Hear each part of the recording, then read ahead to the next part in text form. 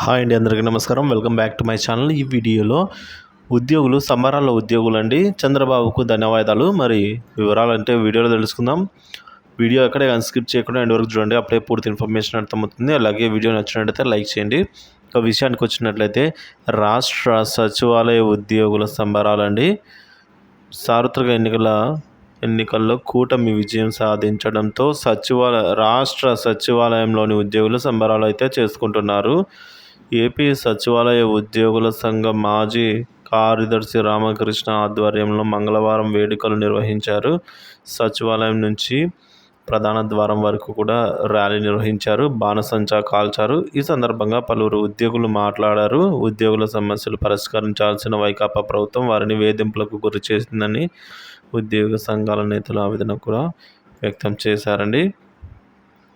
So ఈ విధంగా అయితే ఎట్టకేలకు అనుకున్నట్టుగానే ఉద్యోగులు అయితే విజయం సాధించారండి. ఈ ఎన్నికల్లో పోస్టల్ బ్యాలెట్ కానీ నేరుగా ఓట్లేసి కానీ అయితే ఈ విధంగా ఉద్యోగులు అయితే గెలిచినట్లే తెలుస్తుంది. సో ఇంకా వారికి సంబంధించి ఎటువంటి సమస్యలు ఉన్నా సరే ఈ సందర్భంగా పలువురు ఉద్యోగులు అయితే బాణసంచా కాల్చారు, మాట్లాడారు. ఉద్యోగుల సమస్యలు పరిష్కరించాల్సిన వైకాపా ప్రభుత్వం వాళ్ళని వేధింపులకు గురి చేసిందని ఉద్యోగ సంఘ నేత ఆవేదన వ్యక్తం చేయడం జరిగింది.